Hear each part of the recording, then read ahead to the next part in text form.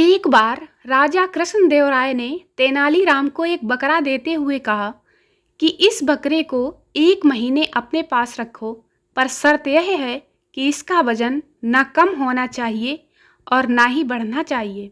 तेनालीराम ने बकरे के खाने के लिए पत्ते, भरपूर घास व चारे का इंतजाम कर दिया, परंतु उस बकरे को एक बाघिन के पिंजरे के सामने बांध दिया।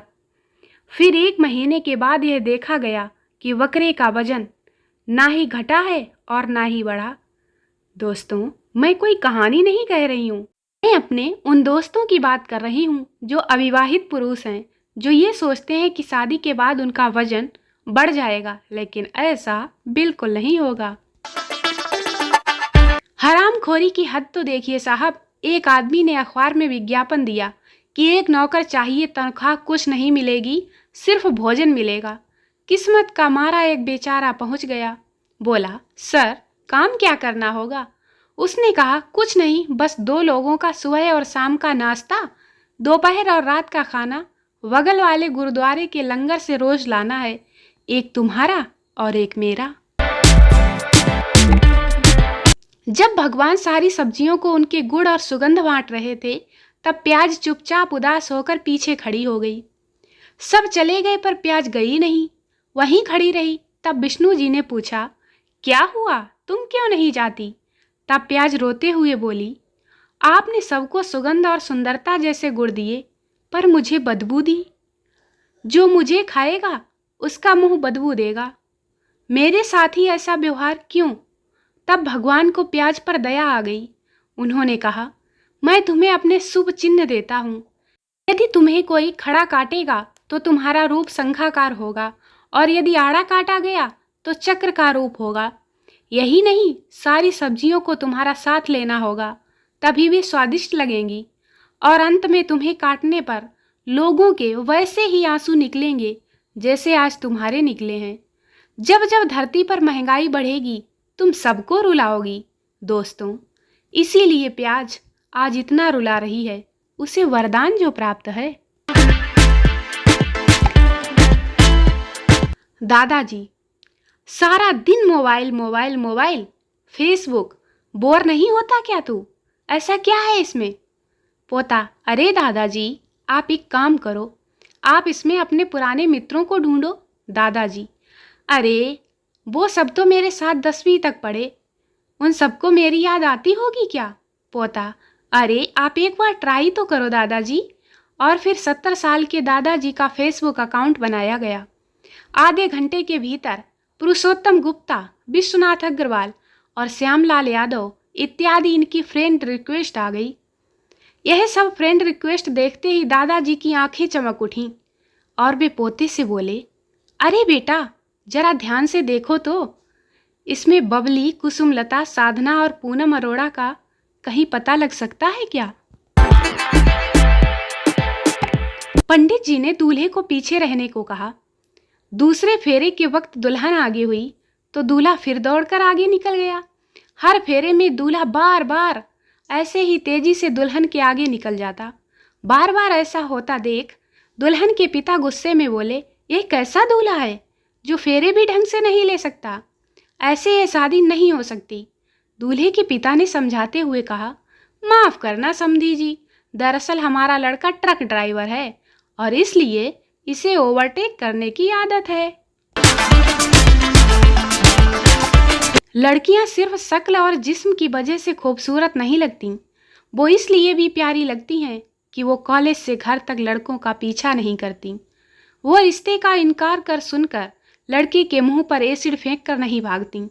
वो रिलेशन टूटने के बाद लड़के को धमकी नहीं देती कि तुम्हारी तस्वीरें इंटरनेट पे अपलोड कर दूंगी। वो रेप नहीं करती। शादी के बाद पति की छोटी छोटी बात पे हाथ नहीं उठाती। चुप हो जाती हैं, बर्दाश्त कर जाती हैं, जुल्म सहकर भी हालात से समझौता कर लेती हैं कि मेरे तलाक का सुनकर मेरे बूढ़े माँ बाप सह नहीं पाएंगे, या मैं अपने बच्चों को लेकर कब तक भाई भाभी के सर पर बोझ बनूंगी। इसलिए लड़कियां बहुत प्यारी होती हैं। इसलिए दोस्तों, रिस्पेक्ट गर्ल्स। पुरुष होना भी बहुत बड़ी बात है। कभी अपने दर्द को, तकलीफ को उजागर तक नहीं कर सकते। राह ए मंजिल चाहे कठिन हो, कितनी भी, पर इरादे कभी कच्चे नहीं इनके हो सकते। हृदय इनका भी नर्म बहुत होता है, पर कभी ये दिखाते नहीं। आंसू इनके भी बहते हैं, पर कभी ये कमज़ोर पड़ते नहीं। नमन करती हूँ मैं ऐसे पुरुषों की जिनकी वजह से पुरुषों पर मेरा यकीन कायम है, जिनमें मेरे पिता, भाई, पति और मित्र शामिल हैं। सुखी दाम्पत्य जीवन के 2 फार्मूले। पहला, जब पत्नी बड़बड़ा रही हो तो खामोश रहें। दूसरा, जब पत्नी खामोश हो तो बड़बड़ाएं नहीं। एक मस्जिद के इमाम साहब एक आदमी को पीट रहे थे। लोगों ने पूछा, क्या हुआ? इमाम साहब बोले, साला सुबह से बार बार आकर पूछ रहा है कि वैलेंटाइन डे की नमाज कितने बजे होगी। हरीश, तुम्हारी आंखें क्यों सूजी हुई हैं? पप्पू, कल मैं अपनी पत्नी के जन्मदिन पर केक लाया था। हरीश, लेकिन इसका आंख सूजने से क्या संबंध है? पप्पू, मेरी पत्नी का नाम तपस्या है, लेकिन केक वाले बेवकूफ दुकानदार ने लिख दिया हैप्पी बर्थडे समस्या। अफसर ने कालू से पूछा, तुम नौसेना में भर्ती के लिए आए हो, लेकिन तुम्हें तैरना नहीं आता? कालू बोला, तो क्या हुआ सर, जो वायुसेना में जाते हैं उन्हें उड़ना थोड़े ही आता है। आने वाले समय में किसी की मृत्यु के बाद शोक इस तरह से व्यक्त किया करेंगे लोग, मरने वाला बहुत ही अच्छा इंसान था, हमेशा ऑनलाइन रहता था, हर एक की रिक्वेस्ट एक्सेप्ट कर लेता था, कभी अपने कमेंट में किसी को तकलीफ नहीं दिया। इसकी पोस्ट बड़ी जानदार हुआ करती थी, बड़े दिल का मालिक था, कभी किसी को ब्लॉक नहीं किया, दोस्तों की सेल्फी दिल खोल कर लाइक करता था, अमीरों से शेयर और गरीबों को टैग किया करता था। जब मौत आई तब भी फेसबुक पर ही बैठा हुआ था। अचानक नेटवर्क के सिग्नल उड़े और उसके भी सिग्नल उड़ गए। बहुत ही अच्छा आदमी था। आ गई पत्नी मायके से, बैग रखा और घर को निहारा। साफ था एकदम से घर। फिर रसोई में गई, सब कुछ अपने स्थान पर। बर्तन साफ करके अलमारी में रखे हुए थे, सिंक भी चमाचम थी। अचरज था चेहरे पर। इधर उधर अलमारी दराज खोली, देखा सब ओके। मुस्कुराते मुखड़े के साथ पति के गले लग गई। कंधे पर पानी की कुछ बूंदें गिरी। पति ने पूछा, क्या हुआ, सफ़र तो ठीक था ना? किसी से कोई बात तो नहीं हुई? वह हंसते हुए बोली, जी सब ठीक है, ये तो खुशी के आंसू थे। मुझे जो आज मालूम हुआ कि आपको इतना काम आता है। कमाल है, कभी आपने जिक्र ही नहीं किया। मैं तो ऐसे ही बाई बाई का बहम पाले हुए थी। अब बाई रखने की कभी बात नहीं करूँगी। इसलिए दोस्तों, कभी भी बीवी को इम्प्रेस करने की कोशिश ना करें।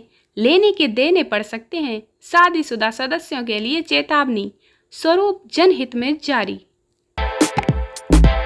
मास्टर जी, बच्चों मन में लड्डू फूटा, ये कहावत को समझाओ। पिंटू, नहीं आता, लेकिन सर कल मुझे आपका सपना आया था। मास्टर जी, क्या सपना आया था? पिंटू, कि आपका स्वयंवर हो रहा था। मास्टर जी, अच्छा। पिंटू, स्वयंवर में दीपिका पादुकोण, प्रियंका चोपड़ा, अनुष्का शेट्टी, तमन्ना भाटिया, अनुष्का शर्मा, श्रद्धा कपूर, दिशा पटानी, श्रुति हसन इत्यादि हीरोइनें मौजूद थीं। मास्टर जी, सच में? पिंटू, हाँ, और आपसे शादी के लिए बहुत उत्सुक थीं। मास्टर जी, अरे वाह, फिर? पिंटू, और आपको एक साथ 3 हीरोइनों के साथ शादी करने की छूट थी। मास्टर जी, ओहो हो, फिर? पिंटू, फिर क्या, अब खुद ही देख लो, फूट गया ना लड्डू मन में। मास्टर जी बेहोश।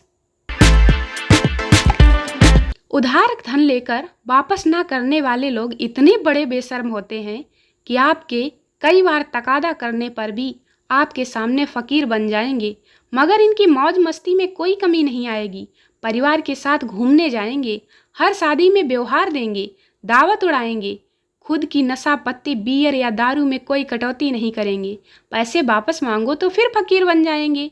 यदि कोई आपके बुरे वक्त में आपकी आर्थिक मदद करता है तो आपका भी फर्ज बनता है ना उसके टोकने से पहले पैसे वापस कर दें, लेकिन ऐसा होता बहुत कम है। दोस्तों, वीडियो को लाइक करें, शेयर करें, चैनल को सब्सक्राइब जरूर करें। मिलते हैं अगले वीडियो में, तब तक के लिए बाय बाय।